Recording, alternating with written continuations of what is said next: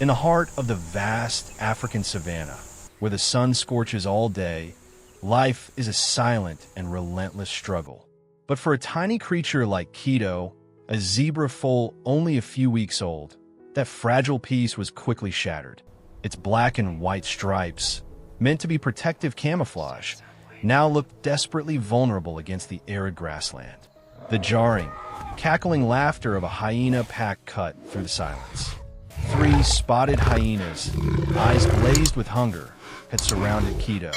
The foal panicked, its tiny legs trembling as if about to collapse, letting out continuous, desperate, high-pitched cries for help.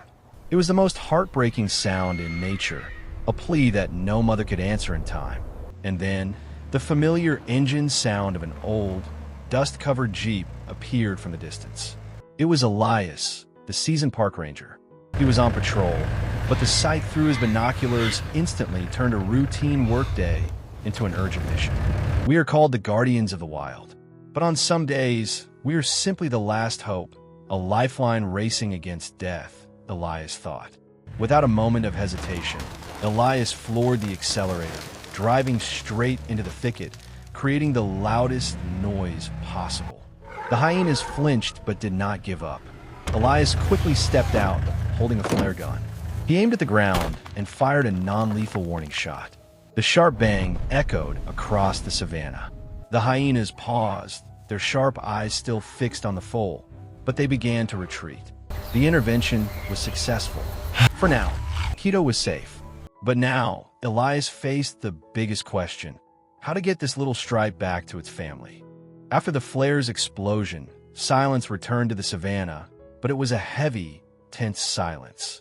Elias stood motionless beside the Jeep, his eyes fixed on where the hyenas had vanished. They hadn't fled, they had only withdrawn. He knew the predators were still lurking somewhere, patiently waiting for him to leave. Elias's gaze shifted to Keto. The zebra foal stood frozen, its body shaking in waves, its large, round eyes filled with primal fear. The bite mark on its tail, though shallow, was painful proof of what it had just endured. Elias holstered his gun, knelt, and began speaking in a low, soothing voice. "It's all right, little friend. It's over." It was the most magical moment in Elias's job.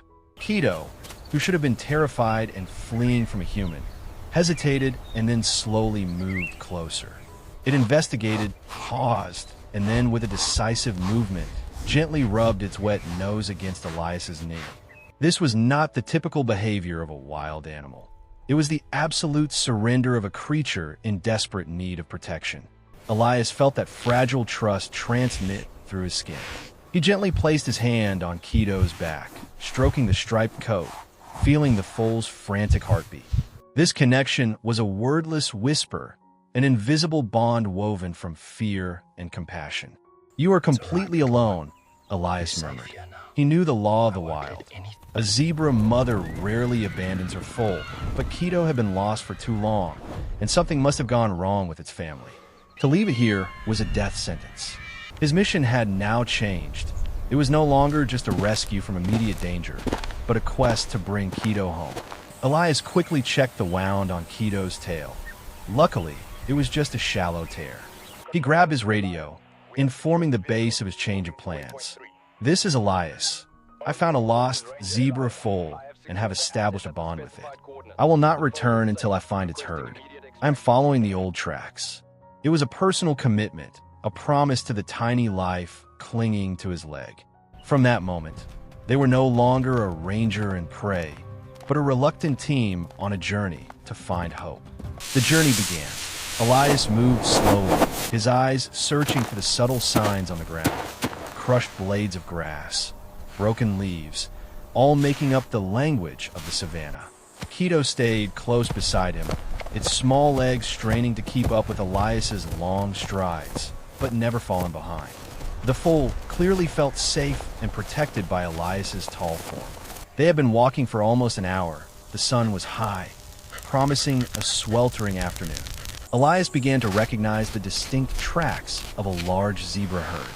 Hope surged within him, but then another, colder sign appeared.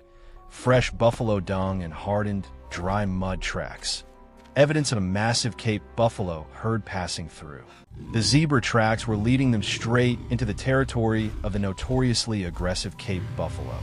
This area was known as forbidden territory due to their unpredictable ferocity, as they are among the most dangerous species in Africa.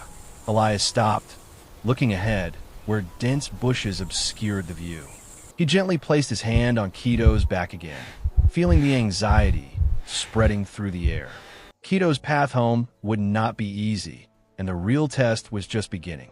The zebra tracks led Elias and Keto to a dry riverbed, which was currently occupied by a large herd of Cape buffalo. With their massive horns and volatile temperament, these buffalo are one of the most dangerous animals on the savanna. Elias could see the huge lead bulls, with their immense bodies, staring at them from distance. Their eyes were alert and ready to turn aggressive if they felt threatened. "We are standing in the territory of the Black Death," Elias told himself. The law here was simple. Any sign of fear or sudden movement would be met with overwhelming force. Keto sensed the danger. The foal became tense, instinctively wanting to run, but was restrained by Elias's presence.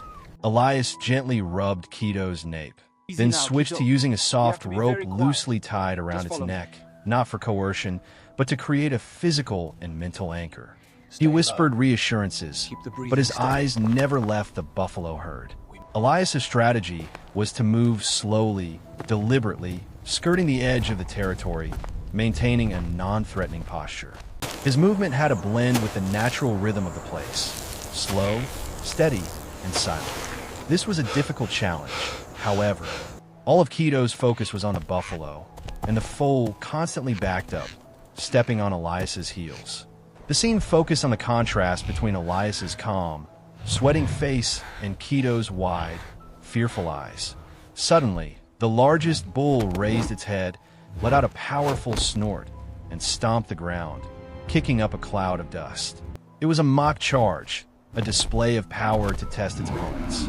Keto panicked, trying to bolt, but the soft rope around its neck held it safely beside Elias. Elias did not flinch. He stood steady like a tree, without blinking, and without any counter-aggressive movement. He maintained his control, not through force, but through sheer willpower and respect for the herd. He knew that if he showed fear, the buffalo would sense it and charge for real. The tense moment lasted an eternity, broken only by the sound of the wind and Keto's heavy breathing. Finally, after a terrifying second, the bull extinguished its rage, lowered its head, and continued grazing. The danger had passed. They continued moving, and once they were out of the buffalo's sight, relief washed over them. Elias untied the rope, and Keto rubbed its head against him, saying thank you in its own way. "We passed the test. For you, it was a lesson in silent obedience. For me, it's a reminder that true courage is not in fighting, but in calm, gentle control," Elias mused. They continued their journey, Keto's steps now more confident. The tracks of the large zebra herd returned, and this time, they were clear, distinct from any other dangerous animal's tracks. From the crest of a sandy hill, Elias finally saw it. A massive zebra herd, hundreds of stripes merging under the afternoon sun. Keto let out a joyful whinny and ran towards its kind. Elias smiled, relieved, thinking the journey was over. But just as Keto charged in, Elias suddenly realized something was wrong. Despite the proximity of the zebra herd, he felt a chilling sensation creeping in, a strange silence in the reaction of the entire herd. This sign kept him on high alert. Keto bolted into the large zebra herd, as if returning home after a nightmare. It was a picture full of hope, a child returning to the family's embrace. However, the welcome Keto received was surprisingly cold. As the foal tried to squeeze in among the moving stripes, several large mares turned their backs. A stallion let out a warning snarl, and others stomped their feet, rejecting Keto's presence. Elias felt his heart sink. He knew the wild had cruel laws. Zebras identify each other not just by stripes, but also by scent and the rhythm of the herd's movement.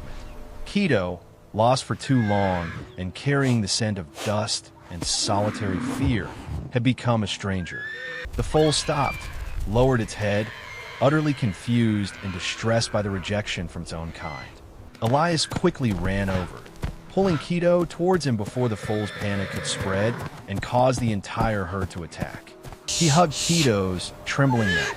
"Not your family, little friend," Elias soothed, disappointment rising in his heart. After everything they had been through, he thought it was over. During that brief moment of rest, Elias began re-examining the tracks. The main trail was large, clearly leading to the zebra herd he had just encountered. But something wasn't right. An animal would not abandon its young unless it had met with disaster. He investigated more closely. Not far away, he spotted a secondary track. Fainter, slower, almost imperceptible, indicating the heavy steps of an animal walking alone. "Here it is," Elias whispered. "This track speaks of exhaustion and pain, of a mother who could not keep up with the herd's pace of survival." They began to follow that solitary path. The land became increasingly arid, with less shade. Keto's confusion transformed into focus. Its ears perked up, its small nose constantly sniffing the air. It recognized a familiar scent, an unmistakable smell of its own mother.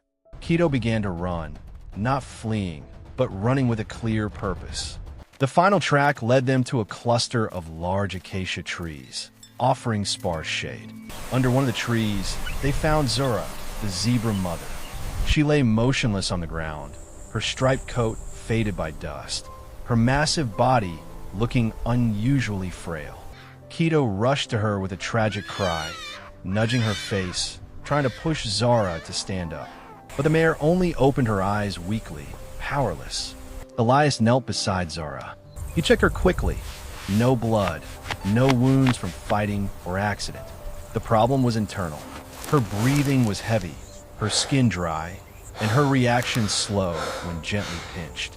She was severely dehydrated and completely exhausted from struggling under the intense heat, causing her to fall behind the herd in the search for water. This was a physiological problem, less gruesome, but equally dangerous. Zara was slowly dying from the harshness of the savannah. Elias tightly gripped his radio, his voice urgent but controlled. "This is Elias. I have found an adult zebra mare, suffering from severe exhaustion and dehydration. I need an emergency veterinary team at this coordinate. We need 4 fluids and supportive care immediately." He looked down, seeing Keto lying close to its mother, the small body of silent comfort. The final race, the race against nature, had begun. The sound of a second engine echoed. Soon after, the veterinary truck arrived, bringing experts and medical equipment. Their professionalism and calmness offered an absolute sense of security. They quickly assessed Zara's condition. No surgery needed, but immediate fluid therapy was required to combat heat shock. The scene focused on the subtlety of the rescue action. Instead of scalpels, the veterinarians carefully inserted a 4-line into a vein in Zara's neck. Elias and the team provided maximum shade for the mare. Keto was anxious, constantly circling its mother, but was gently held back by Elias. He placed his hand on Keto's back, directing the foal's gaze toward the steady drops of fluid dripping in the forebag. "Every drop is a little bit of strength returned to your mother, Keto. They are helping her survive," Elias said, his voice full of hope. Life was being transmitted through a thin tube. After 2 large bags of electrolyte-filled fluids were administered, Zara began to show positive responses. Her eyes opened wider, her breathing less labored. This was the moment everyone was waiting for. With gentle assistance from the veterinary team, Zara slowly raised her heavy body. She stood up. She was not physically injured. She had only been overcome by nature. She stood firmly on her feet, becoming steadier with each passing minute. She turned her head, looking at Elias and the rescue team gratefully, then gently nuzzled Keto. That wordless reunion was the greatest reward for everyone. Over the next week, Elias became the personal caregiver for the mother and foal. He visited daily, ensuring Zara had enough supportive water and feed, and administered necessary vitamin supplements. Keto now trusted him completely. Upon hearing the jeep, the foal would run out to greet him, whinnying happily. Zara grew stronger. She could now forage for food and water on her own, and the vibrancy of her stripes had returned to her coat. The day of farewell finally arrived. As the sun set, painting the savanna gold, Zara's zebra herd finally returned. Hundreds of stripes moved like a wave. Zara lifted her head high, letting out a call to the herd. Keto ran to its mother's side. Before leaving, Zara and Keto looked back toward Elias, a deep glance of gratitude. Keto rubbed its wet nose against Elias's hand one last time, a farewell. Elias stood there, watching the mother and foal merge into the moving stream of stripes heading toward the horizon. From two solitary individuals, they had now become part of a collective strength. To save one life is to save an entire world.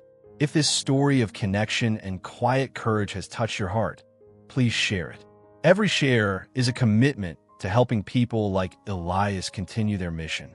Your support is the life-saving water for the tiny creatures on the savannah.